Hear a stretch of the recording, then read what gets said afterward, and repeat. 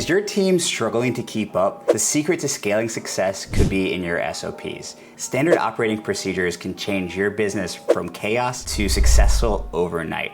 One of my biggest successes as an entrepreneur and business owner has been able to bring in talent, train them, and scale them as quick as possible. Now, in this video, we're gonna show you how to build not just work instructions and SOPs, but what I really like to focus on is daily task SOPs. So what a new hire needs to do throughout the day. We're also gonna show you how to automate this process using AI and Loom to really optimize it and get everything done extremely fast so you don't have to spend hours building SOPs. Okay, so the first thing we need to do here is look at the SOP or standard operating procedure for a daily task. For a new hire, what you wanna do is really look at what they need to do every single day. So this is really it. All they're doing with this procedure is you're gonna list out what they're supposed to do day in and day out. But the first thing that you'll notice is this priority chart. And the reason why we do priorities is, especially when you bring someone in new, they don't know where to start. And if you give them 20 things to learn, they're gonna get kind of good at a couple of those things and they're gonna jump around and get really confused. But when you start with this priority list, they understand that, hey, I need to work on one, and ideally I don't really move on till two till I understand at least the basics of one. In here, what we have for one, and pretty much all of our new hires, is one-on-ones. Usually when we do a new hire, their first kind of week is daily one-on-ones, and then they'll go to weekly one-on-ones, and then monthly one-on-ones, and typically we stay about that monthly one-on-one structure for most positions once they know what they're doing.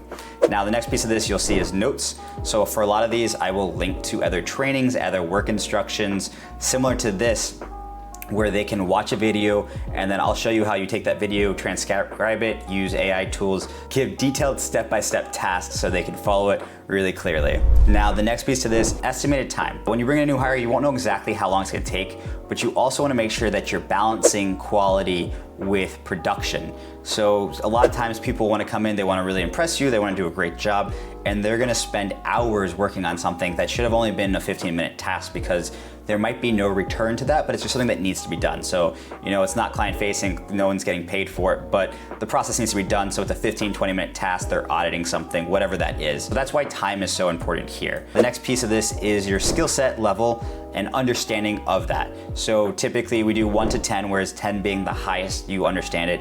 So pretty quickly after about a week, when we move them to every week they're doing a call instead of every day, you would change this to a 5. So they understand they're doing a one-on-one, it's important, they have good communication, they're getting value out of it. And then eventually after a month or so, they're gonna move to a 10. And that would be, when they're doing their monthly one-on-ones, they really have a better grasp on what's going on. They don't have daily questions for you, or not nearly as much, and they at least understand this task and the importance behind it. And it's not just for them to understand, hey, I should do a one-on-one with my team. It's, I should do that one-on-one because I'm gonna get career coaching, I'm gonna get promoted quicker, I'm gonna do my job better, whatever that is. Now, a lot of times I will have staff notes here, so what you'll see is I'll have an employee write out, so if they miss their one-on-one, they should, every day or every week, they would submit a copy of, I'm able to attend my one-on-one because of X, Y, and Z. And one-on-ones are ones that really shouldn't be missed, but other tasks, I was delayed on this deliverable because I was in a team meeting that took 4 hours, whatever that is. And it's really good so you can see what those barriers to entry are or where people aren't understanding and help remove bottlenecks so you can get things done properly, or in some cases, update their standard operating procedure so that they are now doing the correct tasks. Your job is really to figure out an outline of what a new hire is gonna do. So a social media manager, if you think about this, they would do their one-on-ones, maybe they would come up with a couple ideas, they would, task 3 is they respond to all the DMs in there, they would post 1 short and 2 reels, film some content, and then do SEO research.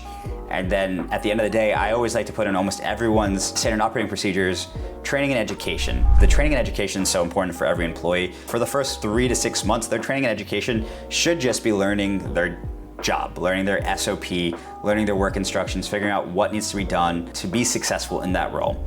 Not all jobs have projects, but I think that you really should include a project with every job that they're going to work for. Some of these can be smaller projects that, deliverable, you can have them done in a week. Some of them should be longer projects that reflect the company's values and mission and goals, so that way they can help the company grow in the correct direction. So a simple, you might say, I'm a secretary, I work at a desk, all I'm supposed to do is answer the phones and schedule people. How do I have projects? Well, you can kind of do 5S, so clean up the office. You can organize the supply cabinets. You can make sure things are ordered. If there's something that's costing too much, you can look at cost out. There's a lot of ways to get things improved, or if scheduling, there's bottlenecks in scheduling for some reason, look at new ways to improve that through virtual scheduling. Whatever this is, a lot of times what you could have on this side is daily task, and then you could have a section that would break this out into weekly, monthly, quarterly. So for example, our executive team does a quarterly vision meeting. So they go over the vision and goals of the company. They reset, our financials direction. They look at all projects. So that would be something that would be a quarterly. And then for a lot of our team, they do monthly report outs. Different than a one-on-one, they're doing a monthly report out, and that would also go in here. Typically, I like to just break it up. So weekly, there you go. And then you would just break that up. You'd have a couple things in here. So I'm gonna leave this, guys, as a template for you. So you can always use this. So those would be your weekly tasks, and then we'll just put in monthly for you there. So I updated the SOP so you guys can see that the weekly, the monthly, and the quarterly. And again, you wanna make sure that you're putting things in here that their job should literally be to go through and check these things off. Now, the higher level someone is as an executive, a C-level executive, these are gonna be less defined and there'll be less detailed work instructions to go with it. But it's important to still understand what you're doing, and then a lot of times in the notes, or you can even have a goals section, you outline what goal this is driving towards. So if it's a project in here, you'll describe what it is, what the end result should be. So what we're trying to do is condense the entire job and the clarity into one kind of simple work instruction. Now on this next tab, you'll see is basically just a skills matrix. So any skills, any specific trainings they need to go through, I list here. If it's specific software they need to understand, and then it goes the same thing, the 1 through 10. So this would be more in depth. So maybe you're a social media person, you're supposed to be posting. So posting has a lot of things. They have to write copy, they have to make sure the video is edited properly, they have to make sure they did the proper research, they have to, all these different steps, they have to, the right time, the right music, whatever you think is important, you're gonna put those in on this list of skills, and they'll kind of go under that larger training, but they'll go through and they'll rank these skills in the skill matrix. Now, people say that, well, this is a lot for a new hire, there's a lot of work. First off, it really doesn't take that long to build out. And to be honest, if you can't have a basic outline of this, you probably shouldn't hire someone, because they're not gonna know what to do day one if you don't know what they need to do. I'm typically able to bring on a new hire and have them productive and fully trained in a week if I spend some time building this out. And yes, it does take that time, but it's so worth it because you're gonna have a huge impact. So take those time, build out those SOPs. Now the other piece I wanna show you is using Loom and ChatGPT and a couple AI tools to really make this quicker and easier. So it's really easy to write down, post a video, do this, do that, but when it actually comes down to, let's use that social media example, typically if you're hiring someone who doesn't have experience, you're not hiring an expert, you're hiring a VA or someone with less experience, a new hire, straight out of school, they're gonna need some more details. So what you can use is you can use Loom, and if it's social media on your phone, you can record you doing all those steps. You go ahead and talk through each step. So you walk them through all those steps, and what will happen is they'll have a video to follow. So once you have Loom, if you've never used it before, amazing tool, highly recommend it. We pay for the advanced AI part of it because it just gives you all these great editing tools. But anyways, not sponsored by Loom. I might be able to find an affiliate link and I'll throw that down there. But once you create this video, you can edit it and do a bunch of things, but you can come here and grab the transcription. So I can literally, I think I can actually just copy. So now I've taken the video that I recorded this video earlier, literally on how to do this process. So now it's creating an SOP on how to make SOPs through Loom, and it's creating it for me based off my transcription. So typically I don't have to make any edits and it works just fine. And we use a tool called GuruCan to link to training, but I can also just basically take this. So here's the video that they just kind of taught on. I threw that in there, and then I took this over. I'm gonna put it in my SOP under notes, and let's just say, make SOPs.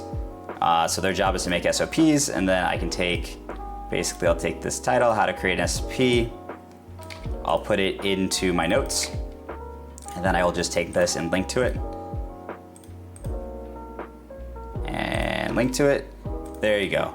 So their first step of the day is to make an SOP, and they're gonna use that, and then obviously they have their full day here, but now once they jump into this task, there's probably gonna be, what I'm trying to say is work instructions, a whole bunch of more steps in there. So they'll take they'll come in here, they'll click right here, it'll redirect them to that video, but they'll also see the step-by-step process in there. So there's a very cheap and affordable way to do that. For us, we also use, especially with new hires and the team, when it's more robust, kind of advanced learning, a lot of what they're gonna do is go through we use Otter University. So my company, Otter PR, top ranked PR agency in the world, but they go through, basically for us, a 6-month training course. And it's step-by-step of what they need to learn, how to communicate, how to storytell, how to pitch, all these different things. So it's really robust, but it's really the same process.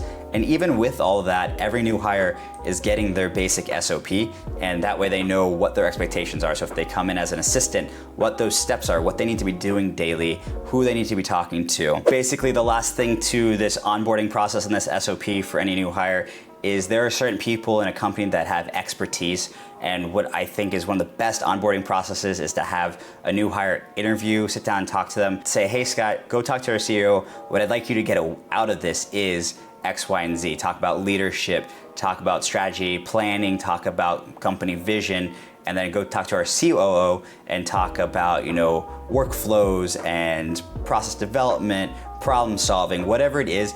But the idea is to get them a full rounded education so they understand the why and what they're doing in their SOP. So you're not just giving them the step-by-step, but you're also giving them the why to make that so much more valuable. All right, so I really hope you guys appreciate this content. If you do, please make sure to subscribe and throw any questions in the comments. Thank you.